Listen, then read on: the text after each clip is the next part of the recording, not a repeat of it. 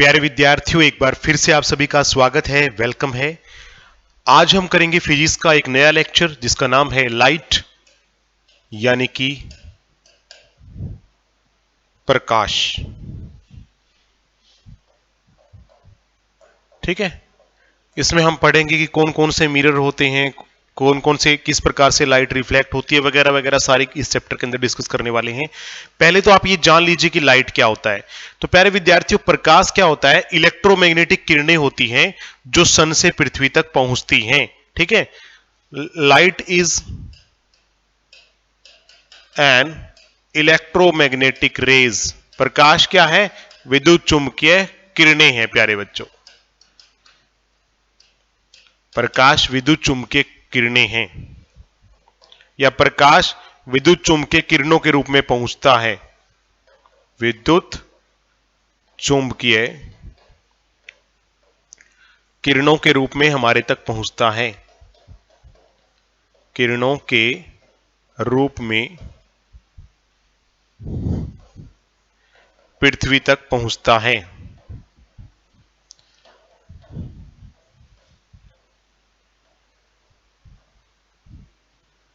पृथ्वी तक पहुंचता है।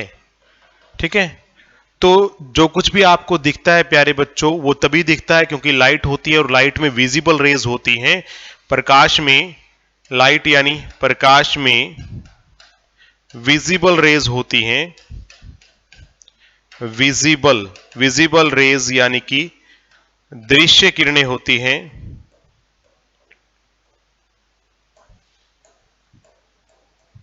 दृश्य किरणें होती हैं जिस कारण से हम किसी भी वस्तु को देख पाते हैं। जिस कारण से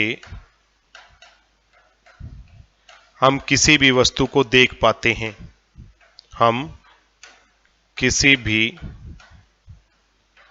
वस्तु को देख पाते हैं। तो अब हम शुरू करते हैं प्यारे बच्चों कि जिसमें हमें अपनी शक्ल दिखाई देती है, जिस किसी भी चीज में, उसे हम बोलते हैं मिरर यानी कि दर्पण।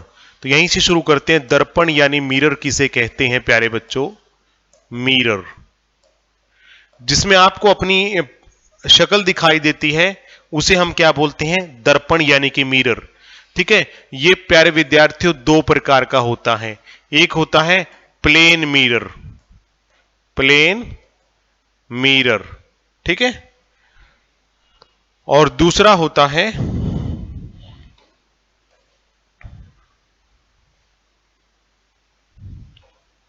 प्लेन मिरर यानी कि समतल दर्पण।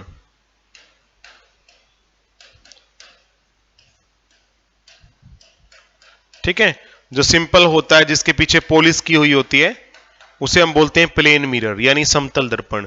दूसरा होता है प्यारे बच्चों स्फेरिकल मिरर। स्फेरिकल मिरर यानी कि गोलीय दर्पण।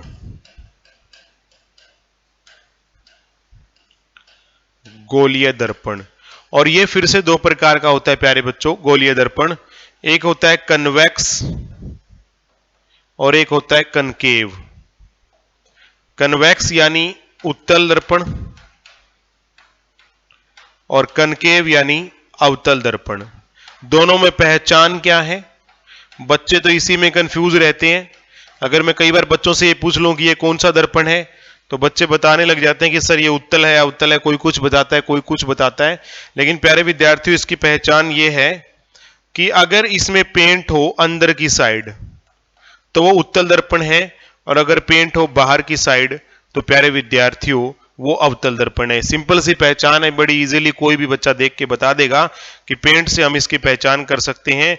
अगर पेंट अंदर की तरफ है तो उत्तल दर्पण है, और अगर पेंट बाहर की तरफ है तो कौन सा दर्पण है प्यारे विद्यार्थियों? तो अवतल दर्पण है। तो पहले हमने बात की समतल दर्पण की यानी प्लेन मिरर की। तो अगर समतल दर्पण की बात करें प्यारे विद्यार्थियों, यहीं से हम स्टार्ट कर लेते हैं प्लेन मिरर। तो बारी बारी से सभी के पास लेके जाएंगे। समतल दर्पण, इसकी खास बात क्या रहती है? इसकी खास बात यह रहती है कि इसमें उतनी ही दूरी पर, उतनी ही दूरी पर प्रतिबिंब, प्रतिबिंब यानी इमेज, इंग्लिश में बोलते हैं इमेज, उतनी ही दूरी पर इमेज बनेगा जितनी दूरी पर वस्तु होगी।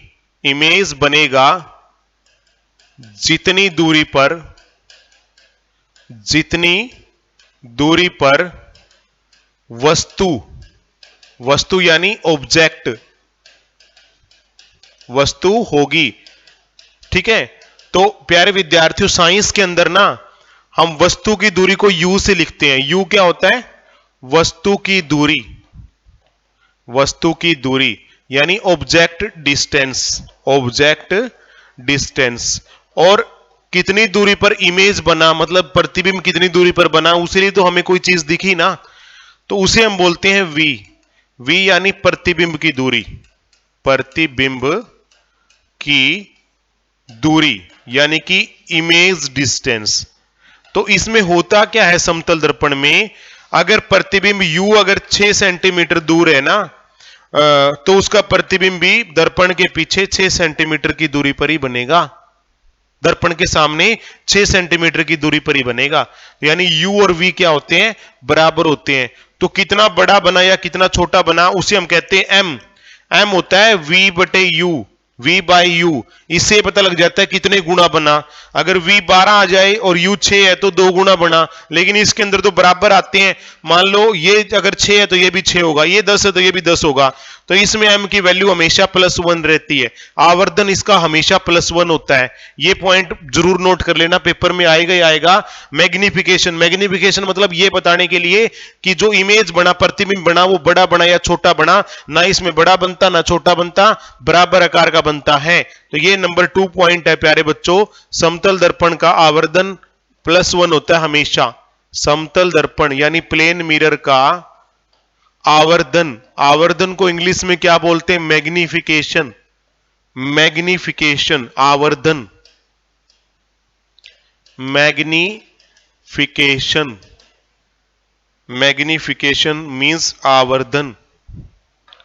समतल दर्पण का मैग्निफिकेशन यानी आवर्धन हमेशा क्या रहता है? +1 ही रहता है। यह जरूर याद रख लेना, हमेशा +1 रहेगा।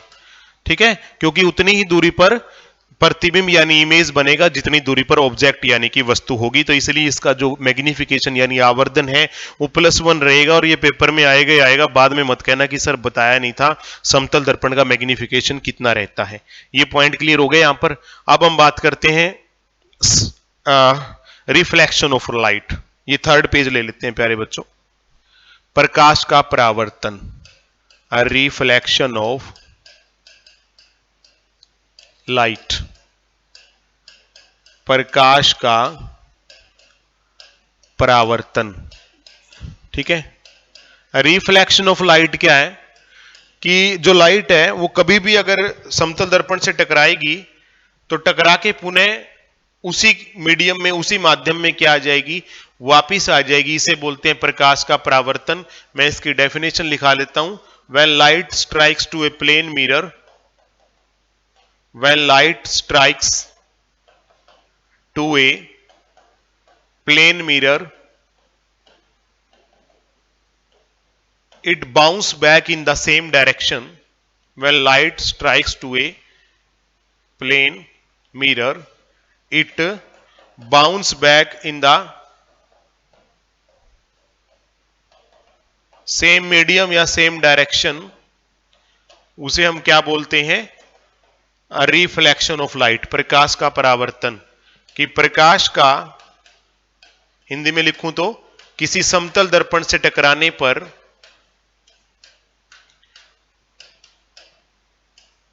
उसी माध्यम में वापिस आ जाना। दर्पण से 2 बार लिखने से फायदा हो जाता है कि आपको वो चीज पक्की हो जाती है प्यारे विद्यार्थियों। प्रकाश का किसी समतल दर्पण से टकराने पर पुनः उसी माध्यम में वापिस आ जाना, पुनः उसी माध्यम में वापिस आ जाना, इसे हम बोलते हैं रिफ्लेक्शन ऑफ लाइट, यानी कि प्रकाश का परावर्तन। तो अगर इसको डायग्रामेटिकली दिखाएं आपको, तो प्यारे बच्चों ये मान लीजिए मिरर है, दर्पण है, ठीक है। अच्छा, ये इसकी सेंटर लाइन जिसको हम बोलते हैं अभिलंब,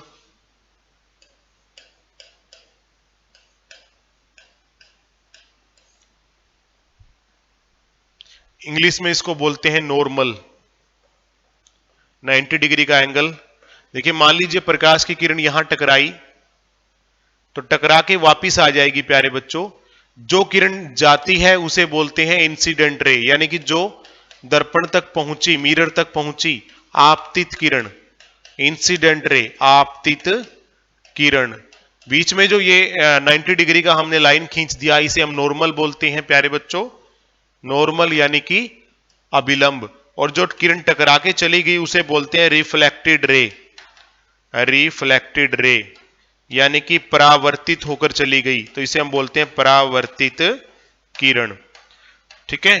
तो अगर किरण टकराएगी तो उसी मीडियम में वापिस आ जाएगी।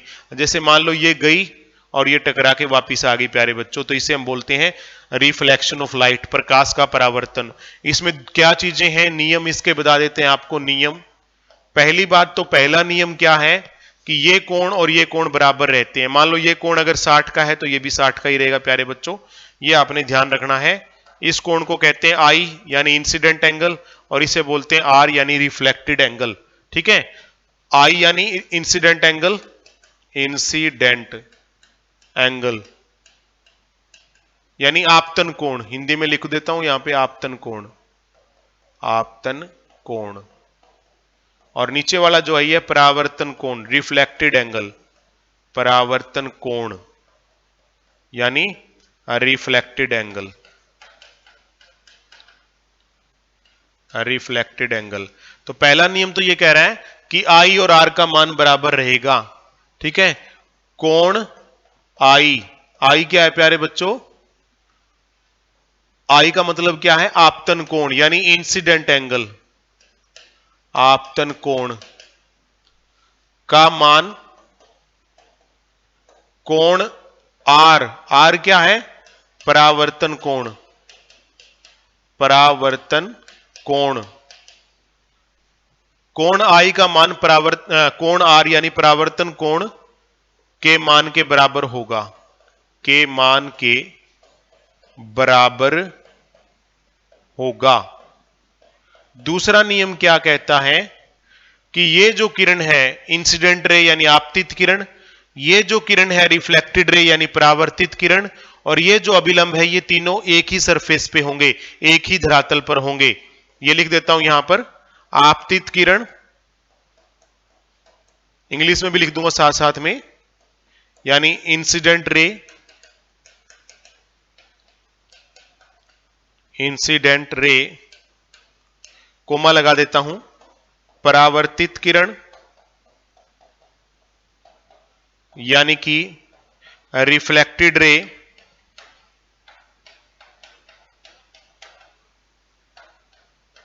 एक ही धरातल पर होंगे, तथा नॉर्मल, तथा नॉर्मल, नॉर्मल क्या होता है, अभिलंब,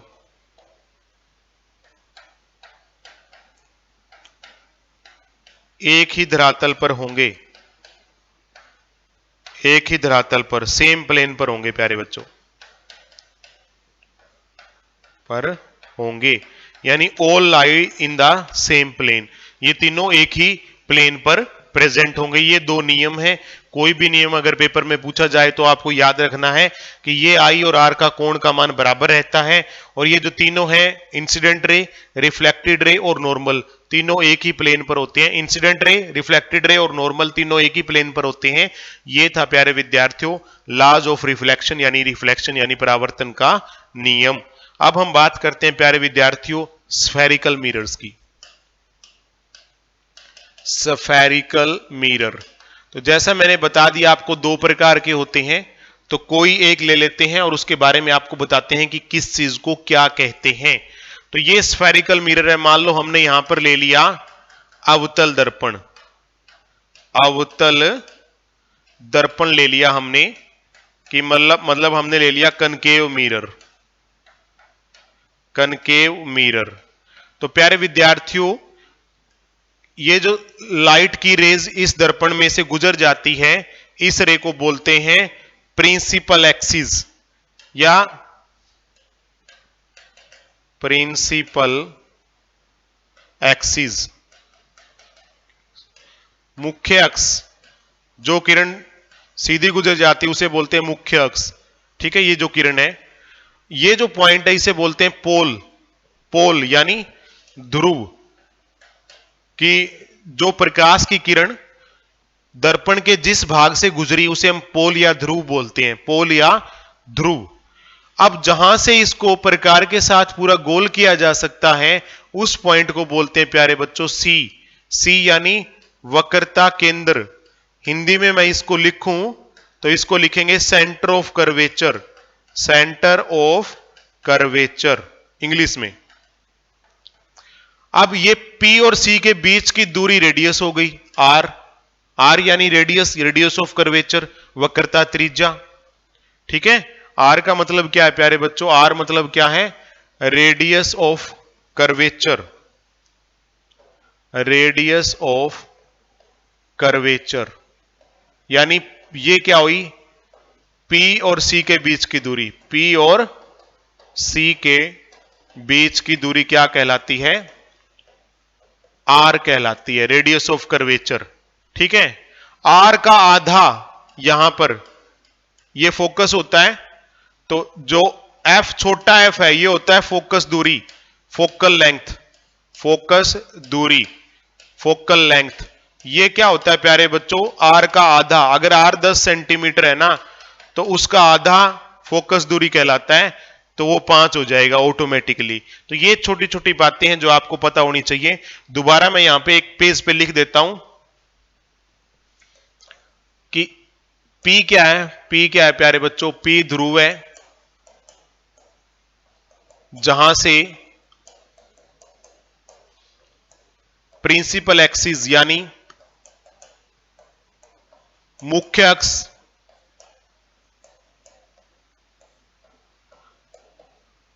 P क्या है प्यारे बच्चों? P वो पॉइंट है जहां से मुख्य अक्ष दर्पण के मध्य से यानी बीच से गुजरती है। जहां से प्रिंसिपल एक्सिस यानी मुख्य अक्ष दर्पण के मध्य से गुजरती है उसे हम P कहते हैं, मध्य से गुजरती है तो उसे हम कहते हैं P। और सारे की सारी दूरियां P से ही मापी जाती हैं, उसके बारे में बाद में बात करेंगे। पहले आप ये देख लीजिए कौन क्या है। Number 2 C। C यानी वक्रता केंद्र है प्यारे बच्चों, वक्रता केंद्र यानी सेंटर ऑफ कर्वेचर है, सेंटर ऑफ कर्वेचर है जहां से प्रकार रखकर, जहां से प्रकार समझते हो ना कि वो पेंसिल डाल करके ऐसे घुमाते हैं पूरा गोल हो जाता है वो, जहां से प्रकार रखकर उसे पूरा गोल कर सकते हैं, दर्पण को पूरा गोल कर सकते हैं, दर्पण को पूरा गोल कर सकते हैं, उस पॉइंट को कहते हैं सी। जैसे मान लीजिए कि ये है सी, तो यहां से प्रकार रख के इसको पूरा गोल कर सकते हैं, तो इसे हम क्या बोलते हैं? सी। उसके बाद आर क्या है? आर क्या है? आर क्या है प्यारे बच्चों? P और C के बीच की दूरी, ये R है। C तो एक पॉइंट हो गया, तो R क्या है? R है वक्रता त्रिज्या यानी कि radius of curvature, radius of curvature कहते हैं इसको। यह P और C के बीच की दूरी है, यह P और C के बीच की दूरी है।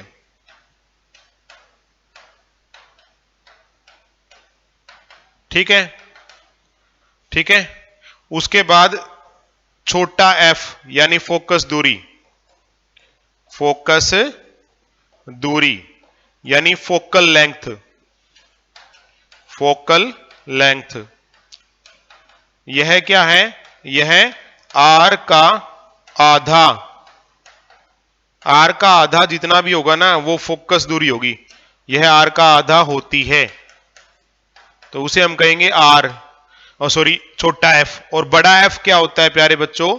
बड़ा एफ होता है फोकस, कि वो पॉइंट जहां से प्रकाश की किरणें दर्पण से टकराने के बाद जिसमें से गुजरती हैं उसे फोकस कहते हैं। यह वो पॉइंट है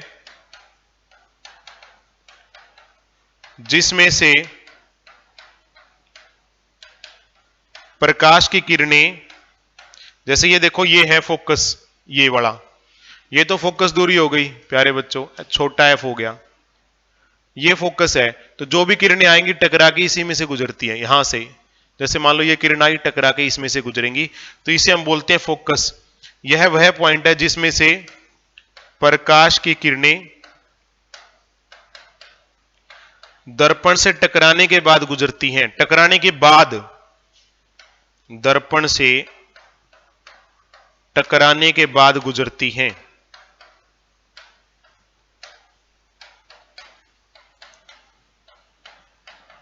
गुजरती हैं, ठीक है। अब दूरियों को मापा कैसे जाता है कि कौन सी वस्तु कितनी दूर है, उसका प्रतिबिंब कितनी दूरी पर बना, तो उसके लिए भी आपको बता देते हैं प्यारे विद्यार्थियों, साइन कन्वेंशंस।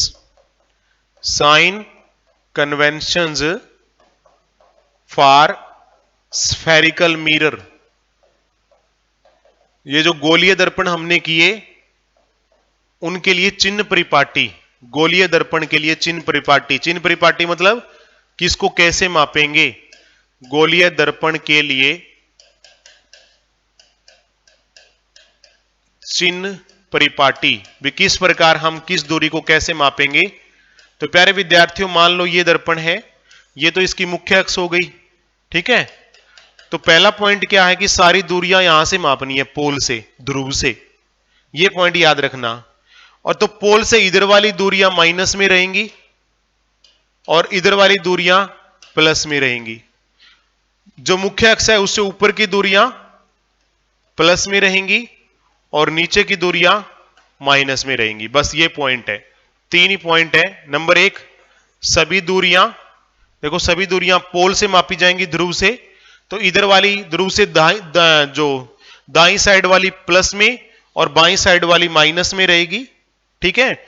और मुख्य अक्ष से ऊपर वाली प्लस में रहेंगी और मुख्य अक्ष से नीचे वाली माइनस में रहेंगी। पहला पॉइंट तो ये है कि सभी दूरियां कहां से मापनी है आपने? सभी दूरियां ध्रुव से मापी जाती हैं, ध्रुव से मापी जाती हैं। सभी दूरियां ध्रुव से मापी जाती हैं। दूसरा पॉइंट क्या है कि वस्तु की तरफ वाली दूरी, वस्तु की तरफ वाली दूरी,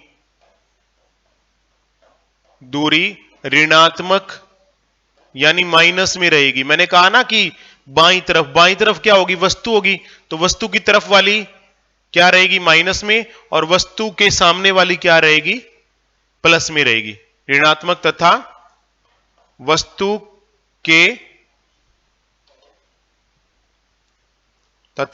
के सामने वाली दूरी प्लस में रहेगी। सामने वाली दूरी धनात्मक यानी प्लस में, ऋणात्मक क्या होता है प्यारे बच्चों? माइनस में, और ये क्या हो गया? प्लस में रहेगी। जो लाइन हमने लगाई ये वाली मुख्य अक्ष जिसको बोलते हैं, इसको क्या बोलते हैं? मुख्य अक्ष यानी प्रिंसिपल एक्सिस। जो स्ट्रेट लाइन गुजर गई दर्पण में से, धनात्मक में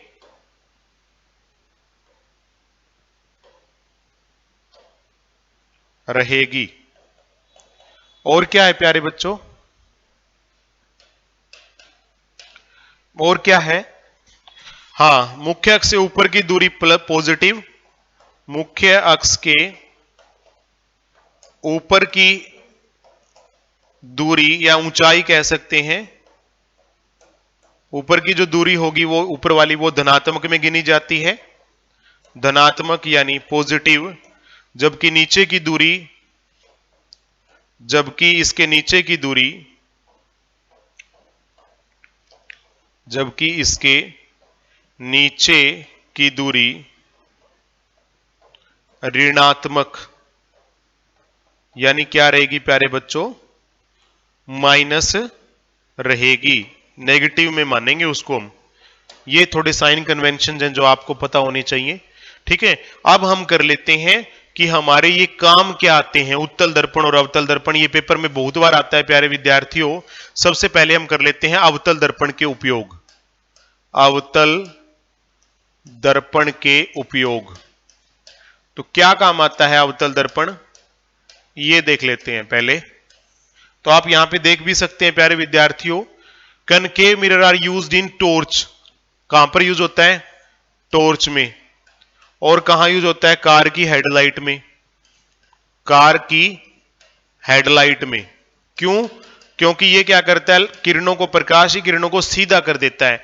तो हेडलाइट में होने से क्या होता है, वो सारी की सारी जो भी प्रकाश निकलता है वो सड़क के ऊपर गिरता है, फैलता नहीं है। तो इसलिए कार की हेडलाइट में, टॉर्च में इनका इस्तेमाल होता है। दूसरा, शेव करते समय जो नाई यूज करता है ना प्यारे विद्यार्थियों, नाई इसी का इस्तेमाल करता है। इसी का कटिंग करने या सेव करना, इसी का इस्तेमाल क्यों करता है, ताकि आपको दिखे कि सेव कैसी हो रही है। वो इसीलिए नाई यही मिरर लगा के प्यारे विद्यार्थियों रखता है। इसके अलावा जो वो होते हैं सोलर फर्नेस होते हैं, जहां सूर्य की किरणों से खाना बनाया जाता है, तो उसमें भी यही यूज होता है। सूर्य, इसको हम बोलते तो हैं सकेंद्रित सोलर कुकर कहते हैं इसको, कंसंट्रेटेड सोलर कुकर। कंसंट्रेटेड, जिसमें खाना उबल भी जाता है। वैसे तो सोलर कुकर बॉक्स टाइप का होता है, उसमें खाना उबलता नहीं है, गरम गरम होगा। लेकिन ये जो सोलर कुकर होगा, बताता हूं इसके कारण क्या है। कंसंट्रेटेड, कंसंट्रेटेड यानी सकेंद्रक सोलर कुकर में भी इसका इस्तेमाल होता है। क्यों होता है मैं आपको बताता हूं।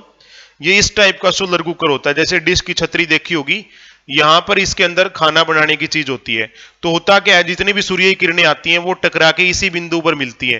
तो यहां पर हीट इतनी ज्यादा हो जाती है कि इसका इस्तेमाल खाना गर्म करने में भी किया जा सकता है। यहां पर आप देख भी सकते हो, गर्म करना नहीं, तलने में भी इस्तेमाल किया जा सकता है, इतनी हीट यहां पर जनरेट हो जाती है। तो ये बहुत बार आया कि इस कंसंट्रेटेड सोलर कुकर में किसका इस्तेमाल किया जाता है, तो प्यारे विद्यार्थियों उसमें कनकेव मिरर का यानी अवतल दर्पण का प्रयोग किया जाता है। ये चीज आपने याद रखनी है। उसके बाद हम बात करते हैं कन्वेक्स मिरर, उत्तल दर्पण के उपयोग। उत्तल दर्पण के उपयोग, उत्तल दर्पण क्या क्या काम आता है प्यारे बच्चों। तो आप यहां पे देख सकते हैं कि उत्तल दर्पण का काम तो एक तो होता है rear view, rear view of road. ठीक है, वाहन में पीछे की वस्तुओं को देखने के लिए, वाहन में जो पीछे की वस्तुओं को देखने के लिए जो मिरर लगे होते हैं ना दोनों साइड, बाइक में या गाड़ी में, वो कन्वेक्स मिरर होते हैं। वाहन में पीछे की वस्तुओं को देखने के लिए,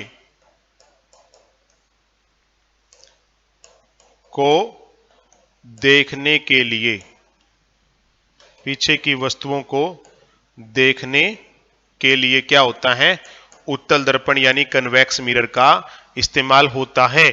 इसके अलावा सिक्योरिटी मिरर, सिक्योरिटी मिरर यानी कौन सी साइड क्या हो रहा है। ये आपने ये भी देखा होगा कि जब हम चौराहा होता है, चौराहे के ऊपर भी मिरर लगे होते हैं, ये पता लग दिखाने के लिए कि उस साइड से कोई व्हीकल तो नहीं आ रहा, आपस में चौराहे पर एक दूसरे का एक्सीडेंट हो जाए। जहां पर चौराहा बना नहीं होता, केवल 4 रोड होते हैं, चौराहा यानी गोल चक्कर नहीं बना होता, वहां पर मिरर लगे होते हैं ये देखने के लिए कि उस साइड से तो कोई चीज नहीं आ रही, इस साइड से तो नहीं आ रही। इसके अलावा जो सिक्योरिटी होते हैं प्यारे विद्यार्थियों, सिक्योरिटी कैमरा के अंदर भी इसी का इस्तेमाल किया जाता है, कन्वेक्स मिरर का इस्तेमाल किया जाता है। तो प्यारे विद्यार्थियों ये थे मिरर के बारे में। समतल दर्पण यानी प्लेन मिरर क्या है, स्फेरिकल मिरर क्या है। कल के लेक्चर में हम पढ़ेंगे कि किस मिरर से कौन कौन से इमेज बनते हैं, यानी वस्तु कहां पर हो तो इमेज कहां पर बनेगा, इसके न्यूमेरिकल भी करेंगे। उसके बाद हम लेंस के ऊपर बढ़ेंगे। तो ये जो लाइट वाला चैप्टर है ये 3 से 4 लेक्चर के अंदर पूरा होगा। तो आज के लेक्चर में इतना ही, कल के लेक्चर में फिर से मुलाकात होगी। तब तक के लिए थैंक यू वेरी मच। जय हिंद।